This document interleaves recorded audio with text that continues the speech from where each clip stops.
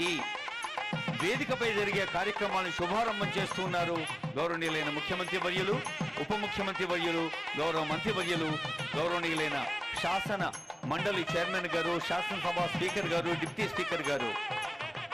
మన వారసత్వాన్ని, మన వారి సత్వాన్ని, సాంస్కృతిక ఔన్నత్యాన్ని తెలంగాణ తల్లి మనకు అన్ని వేళలా ఆశీస్సు అందిస్తూ ఉండాలని